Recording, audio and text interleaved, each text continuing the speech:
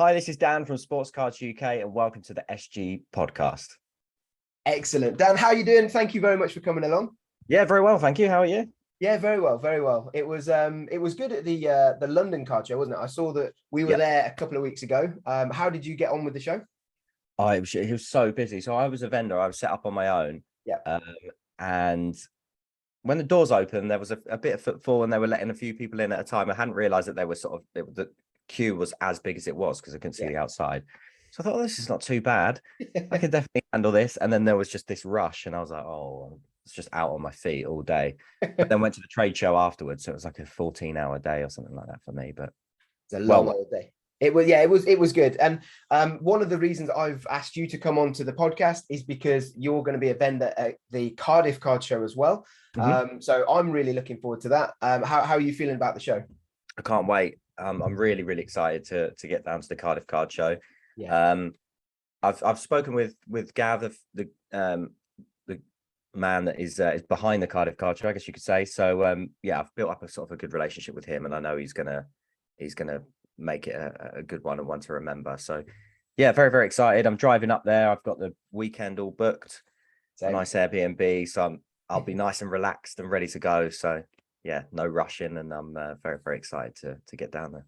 That is exciting. And how many shows have you done? Have you done quite a lot of shows before? Or is it? I haven't. So the only ones that I've attended so far have been the London Card Show. So I went to 2 previous London Card shows, and then last week. So I've been to 3 in total, but they've all been the London Card Show so far.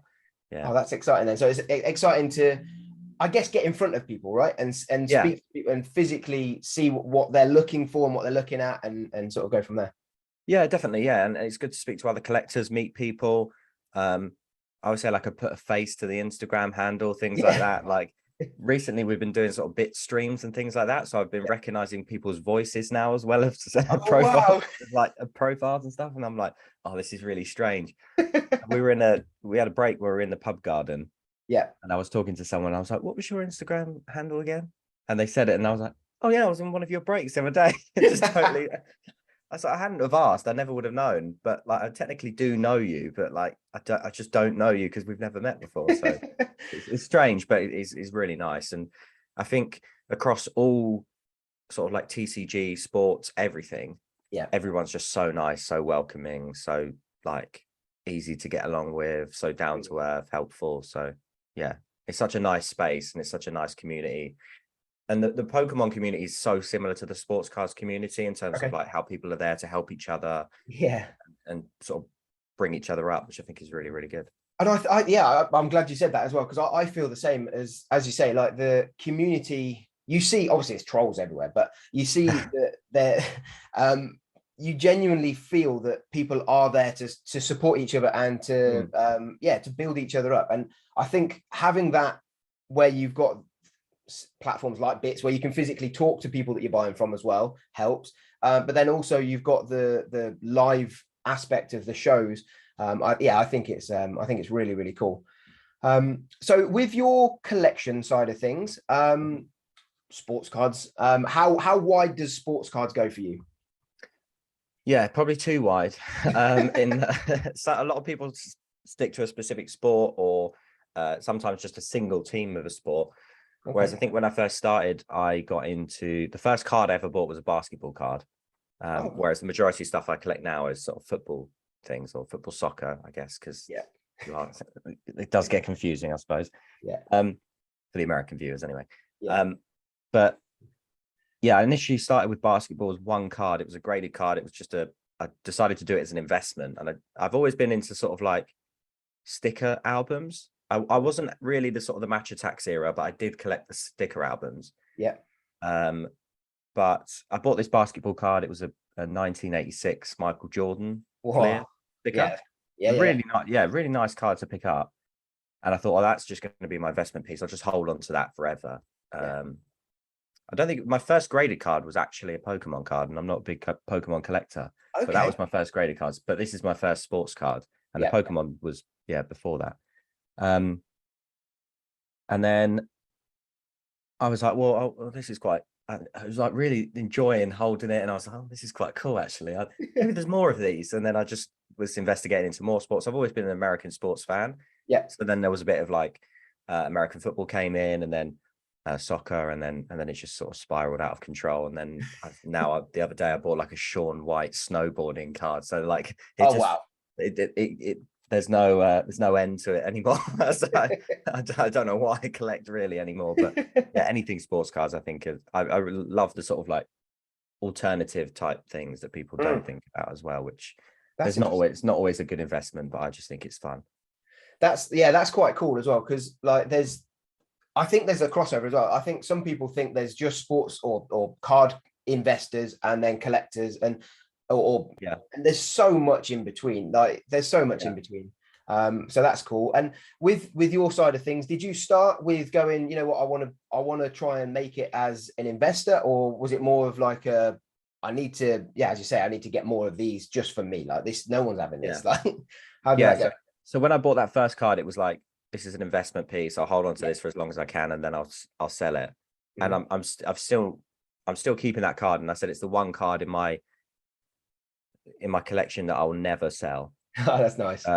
Apart from, I've got a few Fulham bits that like maybe it's very unlikely I would sell, but this one is like Stonewall, never going to sell, because it's just like it's the one that got me into everything, and where it began. There's so much meaning behind it, I think, now. That's cool. So I initially started as an investor, but then I sort of fell in love with the hobby and collecting. And then when I found out there was some Fulham cards that I can own and cards of players that I've always enjoyed, I sort of tried to keep a small personal collection as well. And then it's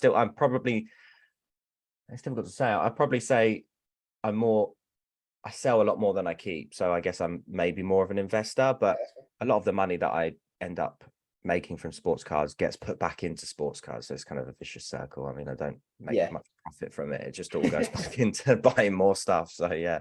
That's the thing with collectibles as well. Whatever it is, obviously my thing is Pokemon, but that's the thing with collectibles is there's always something else you need or want or to help other people do their collections or whatever it might be. And I always find it like if I'm getting close to my collection goal, somebody will post something that just completely trounces that and almost finishes what I've got plus more. And I'm like, so I'll get that. And then everything else I've got left is like, well, that's spare now. So I can now trade that with somebody else. Yeah.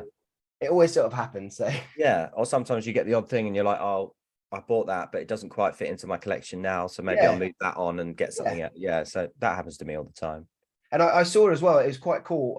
How did you get on in the evening of the show when there's a trade night, wasn't there? Yeah.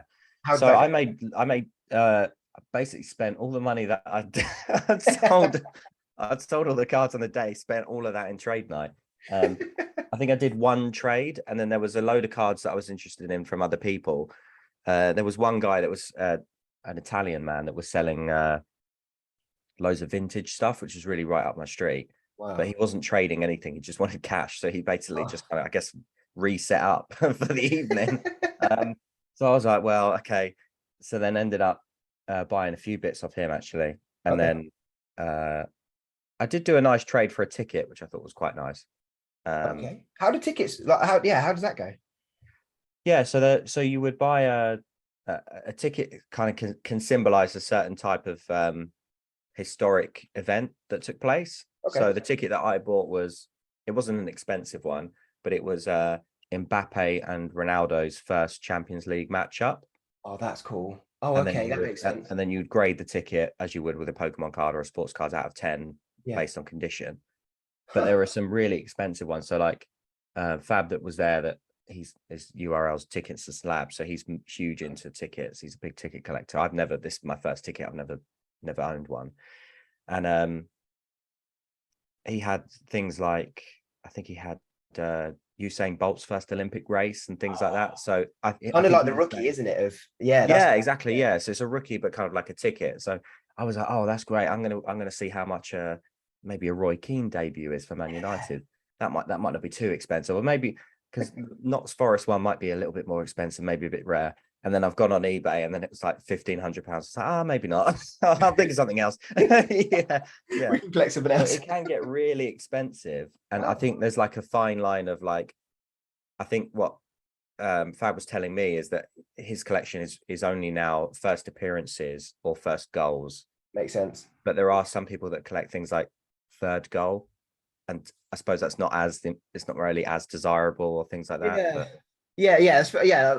The first makes, yeah, that would be the PSA 10 or whatever, wouldn't it? And then the yeah, rest yeah. of it effectively. Yeah, okay, that's interesting.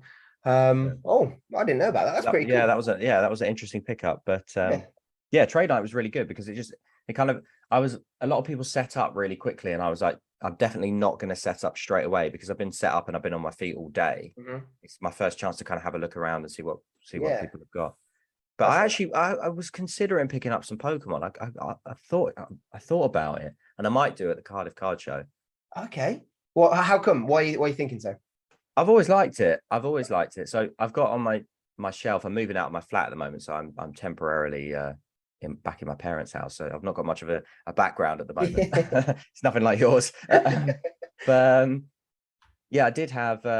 So the first graded card I bought was a Typhlosion a Japanese Neogenesis. Yeah, like the OGs. Yeah, that's cool. That's pretty Yeah, cool. I really liked the card. And at the time I was like, it's really, I want to say I was like 17, and then I didn't buy anything else after that. It was ages, a long time ago. I think I paid like, I want to say I paid 30 quid for it in a PSA 9, which I don't think is That's something good. like that. It wasn't Yeah, that yeah, expensive at the time, which I think yeah, is okay. yeah. It's really good. And again, I just really liked it. And then I bought a XY promo, another Japanese one of Pikachu with a football. I think it's Oh called yeah, cool. on the ball or something like Yeah, that. yeah, that's cool. I love that. And then I've sort of like, I really like the older Japanese stuff, but I've seen a lot of the XY promos and I really like those. So maybe I might, That's like, another expensive hobby for you, though. yeah, I know. Yeah, but I was like, oh, maybe because I don't necessarily. Well, my favorite Pokemon, it's a bit of a weird one, Go on. is Sharpedo, which I don't know if Oh, I don't know okay. if that's anyone else's favorite Pokemon, but I It's the really first like time Sharp. yeah, I mean, Sharpedo is a cool Pokemon. It's the first time somebody said it's their favorite, though, on Yeah, here. That's yeah, cool, man. I That's think I'm cool. a lone ranger in that Definitely. choice, but But I think that's the whole thing, isn't it? Like, by the sounds of it, you said that you, for your own personal collection, you like to collect things that not everybody else does, not just the yeah, same. Like, so that maybe that's where it comes from. That's cool that yeah. you're going off on one. If anyone has a cool Sharpedo card at the Cardiff Card Show, let me know. I might buy it off you. Dan's the man. Um, Yeah. but yeah, I might try and pick up a Pokemon stuff. I do like dipping my toe in in like all different types of things. So yeah, and I think Pokemon's always a quite a good investment, but I think it's probably obviously depending on what you go for and Yeah, the right massive. card. But Yeah, for sure. And for yourself, when you say you like slightly different stuff, like thinking of some of your favorite cards and things that you've collected, yeah, is it more like the one of one and all those sort of, because I know in sports cards they do like numbered cards and things. yeah, What kind of thing stands out for you that you see a brand new set, they're the three cards or the type of card that I want. What stands out for you? yeah. So I suppose the most desirable is going to be low numbered cards of typically forwards. Okay. So it kind of Yeah. goes down the pecking order in that people are going to collect cards of goal scorers Yeah. more than anyone. So strikers are always going to be the kind of the Makes sense. go-to, Yeah. left wing, right wing. Then you've got midfielders, and then you'd rarely look at as a defender as a good investment, and then goalkeepers even less so. Really? Okay. Yeah, so forwards is always a good shout. Rookie cards are always the thing that people go for. Someone's first card or a card that has the rookie card logo on it. Right. So Okay. Tops and Panini will put logos on it to kind of help you out, I guess. That's cool. That's kind of your starting point. Yeah. I always it's a funny one in sports cards. I always tend to say if you're looking at it as an investment, I would just stay clear of base cards altogether, and I would only even base rookie cards, and I would only really try and go for parallels, which are your numbered cards. Okay. So go for your numbered rookie cards or autograph cards or patches, but I'm not a big patch man because Panini and Tops are quite clever with what they do on patches. You can get 3 different types of patches. You can have a relic, you can have a patch, and then you can have game worn. So Ooh, a okay. relic can go is like basically a patch that can go on a card that's not associated with any event or any player. Oh, okay. So it's just out of the shop effect. It could, Pretty much. anyway. Yeah. It's like it could be literally from anywhere. Yeah. Then after that, you would have player worn. Yeah. But it's not game worn. So when they do signings and things like that, they can, let's say they have Harry Kane who's doing all the signings. They just tell him to put a shirt on, puts the shirt on, takes it off, and then that's interesting. So it's not, although it has like player worn, it's not necessarily as desirable. Yeah. And then they have game worn, which is obviously, as it says on the tin, they wear it in the game, and that's much more desirable. But I do think the reason that they do that is because that they can sell the higher end products with the game worn stuff in, and then it keeps its value in terms of justifies the price point. Yeah, that's true. That's interesting. Okay. Oh, that's I didn't know that. So that's quite cool.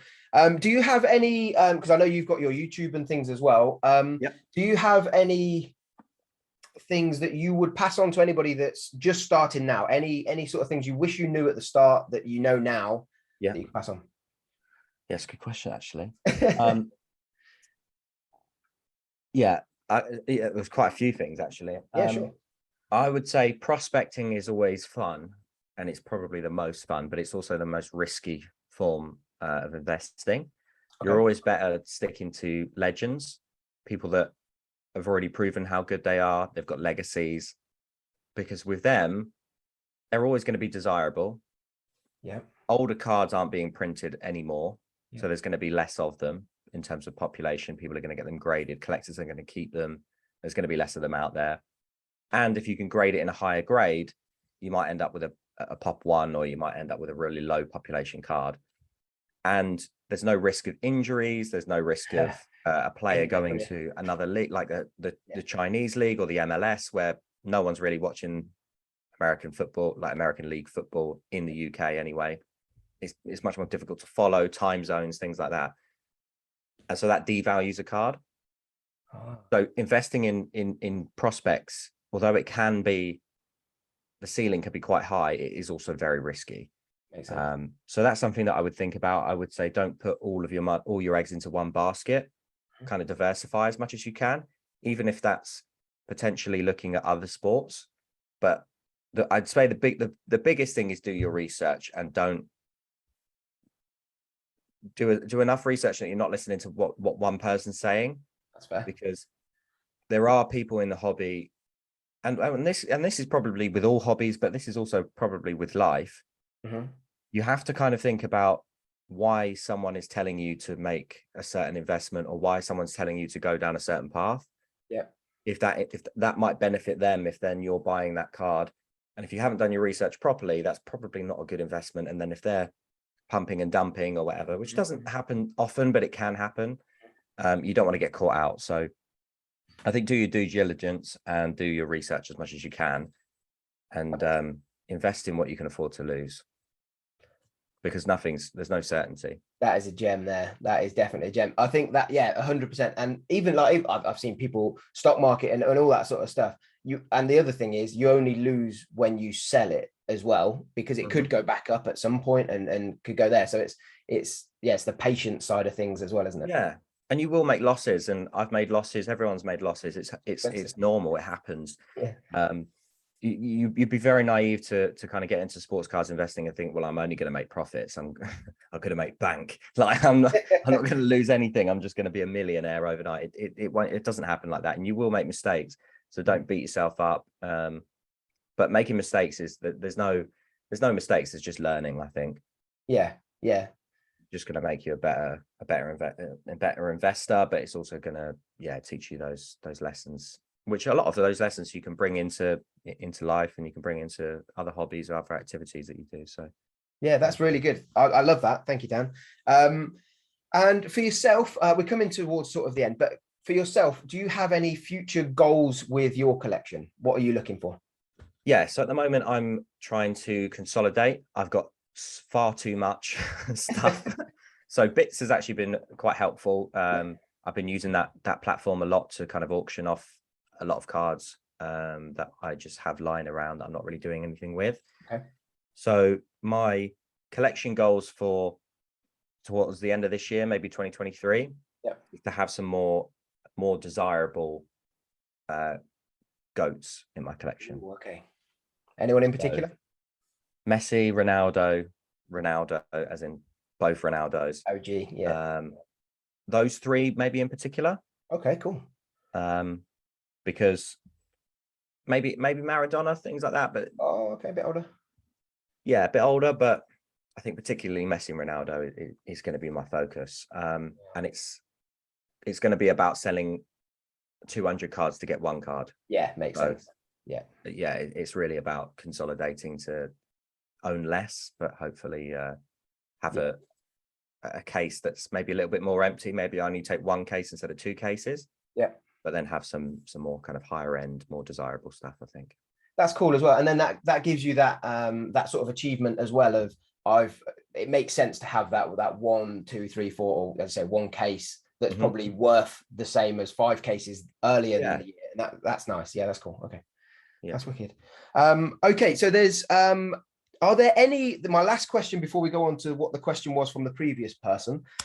So are there any, for setting up from where you are, maybe thinking about the social media side of things, have you had any pitfalls or anything like that that have sort of stood out for you on your journey? Yeah, so actually funny you asked that. So I was telling you, didn't I went to the football yesterday with my brother, and my brother's got like a real sort of business head on his shoulders. He's a younger brother than me, but he's just really like switched on with like YouTube, and I think he watched a lot of YouTube and things like that. So I had a chat with him yesterday, and kind of an epiphany that I had was that my thumbnails and titles are, I would say, written for the people that already watch my videos. Oh, okay, yeah, about sports cards. Yeah, but they're not there for people that don't know anything about sports cards. That it's not desirable. If someone saw my video in a suggested column, there's nothing there that would make them want to click on the video. And I think I have to be maybe a little bit more YouTubery, if that's if I have to put the red arrows in, if I have to do in the thumbnail, I think I'm just going to have to bite the bullet and do it. I think if I want to make a good go of YouTube and things like that, then I'm gonna have to go full YouTuber. So yeah, maybe like I don't want to go down a real clickbaity route. Yeah, fine. I do want to get to a point where I've got one thing that I've got at the moment is I have a Mail Monday series. Yes, I've seen it.